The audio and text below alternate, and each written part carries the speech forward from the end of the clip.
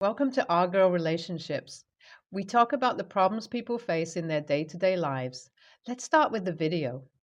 Me, 26-year-old female, and my husband, 26-year-old male, have been married for the past 2 years and together in a romantic relationship since we both were 22. Back then, we were fresh out of college and somehow ended up good jobs in our own respective fields of choice. And we are pretty much some really regular, healthy couple you would meet. We aren't extremely attached, but we are in love and respect each other all the time.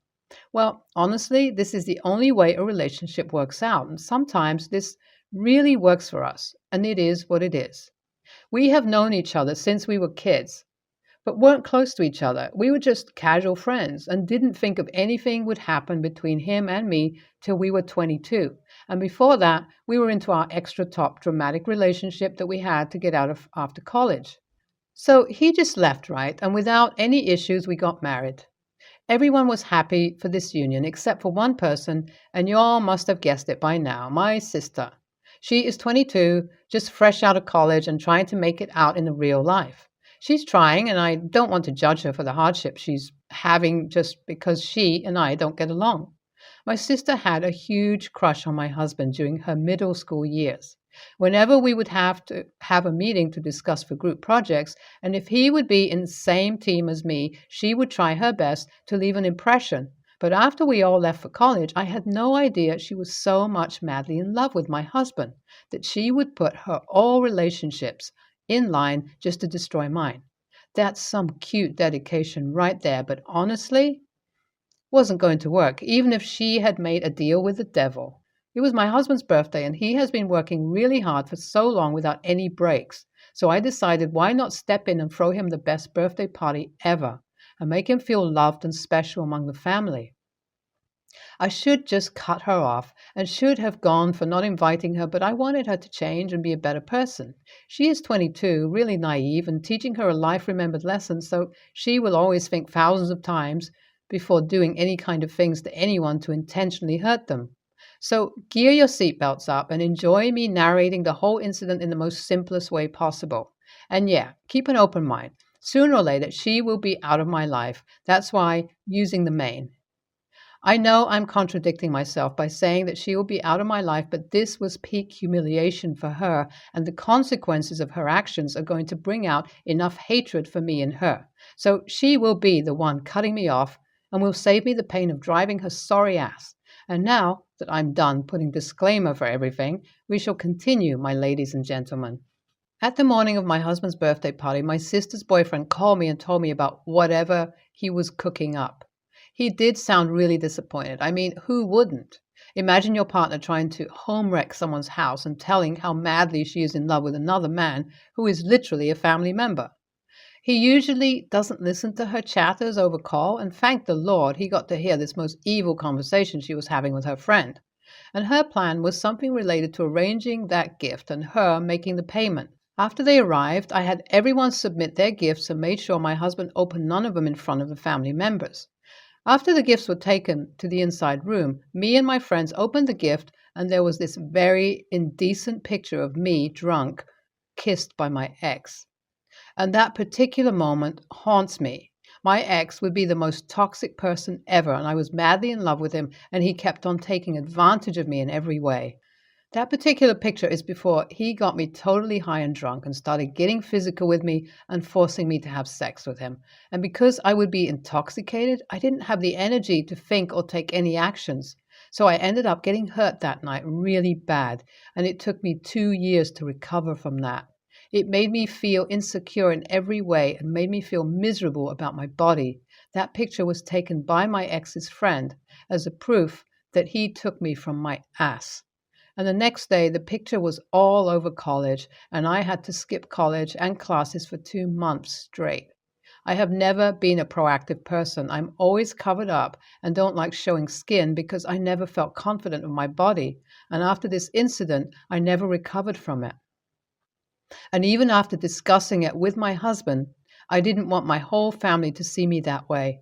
My father-in-law and a mother-in-law both were present there, and honestly, it would have created a very bad image of me in front of them. I was really hurt, and that hurt turned into anger, and I wasn't leaving her without a good show. What I did was take that frame and replace it with a lovely photo of my husband holding our cute little meow princess and kissing her, and wrapped it in the same frame and gift wrapper. And we all cut the cake, and immediately after I found my mom and my sister's boyfriend, I informed both of them, and they were infuriated. My mom had always liked her more, but she isn't the type to support her child when they are doing really shitty things to someone. So she told me to keep the gift opening for later, and she would like to make a speech, and which was the best speech I have ever heard. Her boyfriend soon joined her and decided to tell everyone how he fell in love with such a vile woman and how she has betrayed him. I was scared if my husband would feel like this whole attention shift, so I kept everything to last right before opening gifts and only in the presence of family. So she won't have any of her hippie stoner friends defending her, and that's exactly what happened. I also informed about this to my husband, and then again, he was really concerned about me and how I was feeling and was ready to call her right there. Because he sometimes is protective of me, and he knows what I have been through and how low sometimes my mental health can become when reminded of those things. God, what did I do to deserve him, honestly? After saying our goodbyes to our friends and seeing them off, we all sat in a huge circle and had some wine, and she was so happy about my husband opening her gift. She couldn't wait for the surprise. She kept on pursuing my husband on how he should open her gift first, as if she wanted to profess her love for him and ask his hands for marriage right after everything.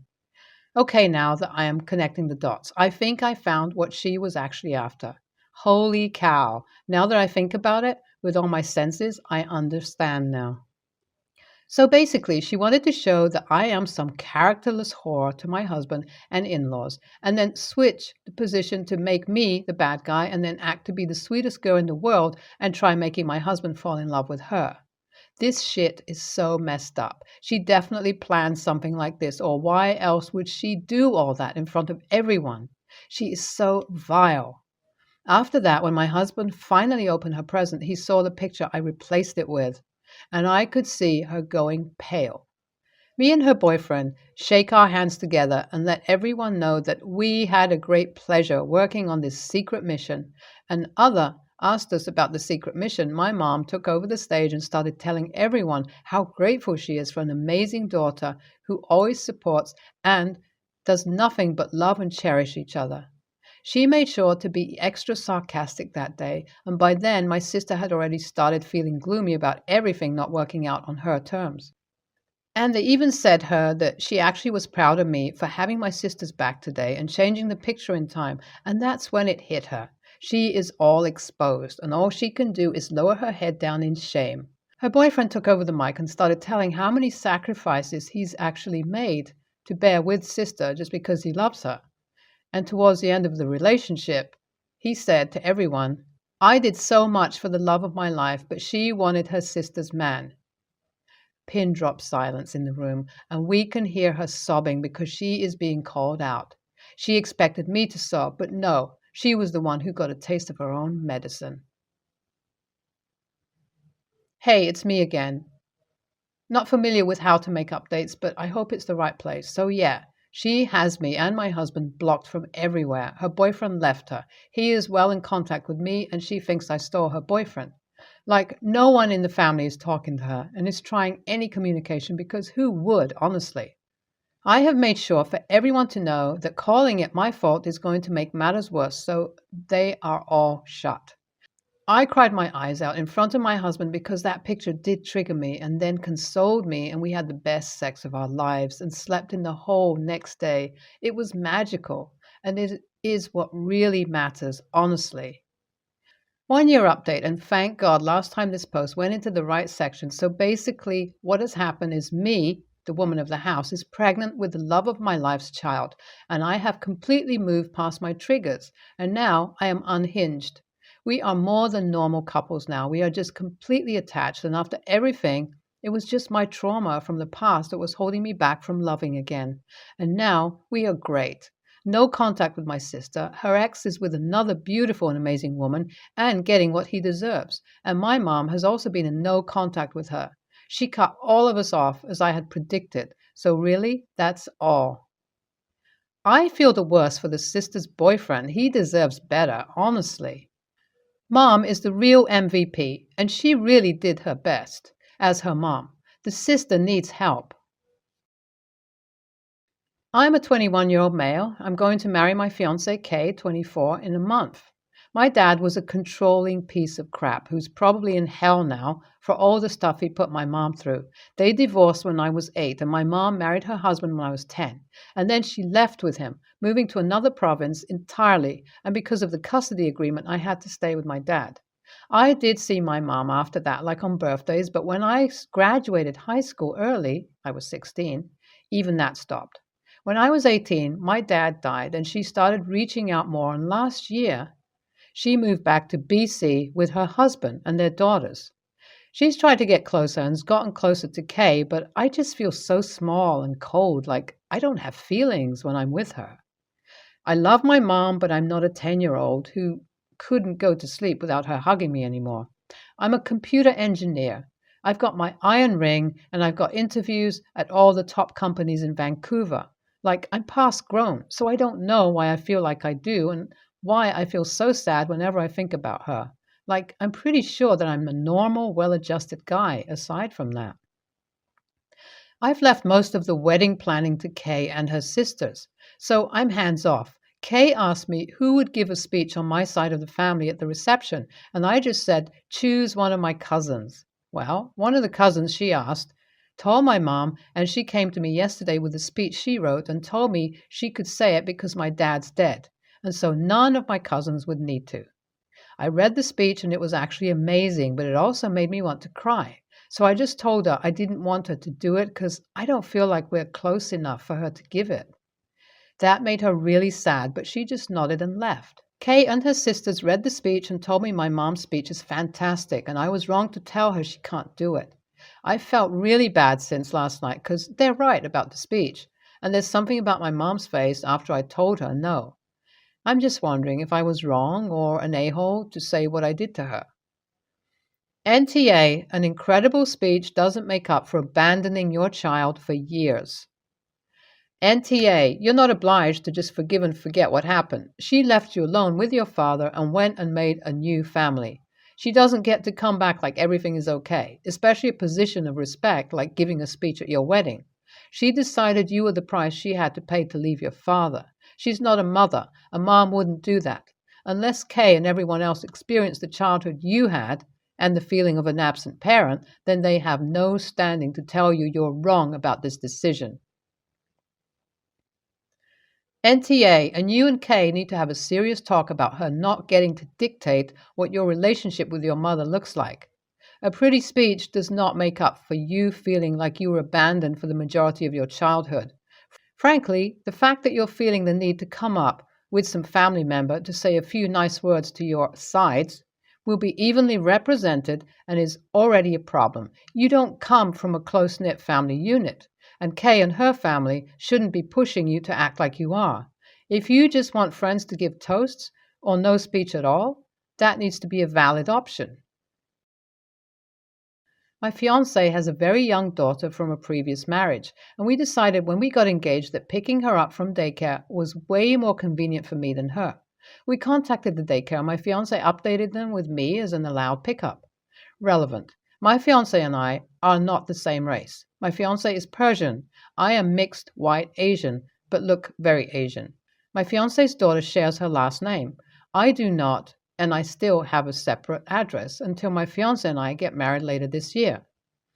When I went to pick up my fiancé's daughter on Thursday, I was stopped at the door by one of the daycare workers. He did not believe me when I said I was an authorized pickup, even after I gave my name and phone number. He said that the rules at the daycare were that only family members could pick up children, and he had no way to verify that I was family. We don't have the same last name, address, or phone number, and he said that he couldn't confirm I wasn't someone trying to abduct a child. He went back and asked my fiancé's daughter if she knew me, and she said I was mommy's best friend. The daycare worker said that wasn't allowed for pickup. I was mortified and asked to speak to his boss, who called my fiancé, who then confirmed that yes, I am her fiancé. Yes, I do still have my own apartment. Yes, I have been telling her daughter that I'm her best friend until we trust that she's old enough to grasp that her mom is marrying another woman, and so on. The daycare boss let me leave with my fiance's daughter and said that everything matched up with the contact information they'd been given. When I went to pick up my fiance's daughter again on Friday, the worker who hassled me so much wasn't there. I asked about it while my fiance's daughter got her things, and the girl working there said that he'd been suspended, pending firing due to a history of not trusting particular types of people here to pick up children. I'm feeling horrible now and kind of dreading going back on Tuesday. My fiance just said, screw him, but I know how hard it is to get a good job in this economy, and he was trying to be protective of kids and all. AITA? NTA, it seems the incident with you was one of many. Came here to say this. He has a history of it, which means OP isn't the only one who has been hassled by him. Seriously, I'm in a situation where my daughter's father cannot pick up my daughter legally, and they do check IDs, which I appreciate. If he was to get her, like Amber Alerts would go off. However, if someone is on the list, who is this dude to mess around? Families don't look like they used to even 20 years ago. Get with the times. Once I forgot to call the school and let them know my brother was picking my kid up. They've met him before, so it's not like he's a stranger, but he isn't on the list, and I forgot to call. They called me. I said, my bad, and we moved on. They were polite to my bro and the entire time, and he understood they were doing their job. Honestly, above their job. That doesn't seem like that's what's happened here, though.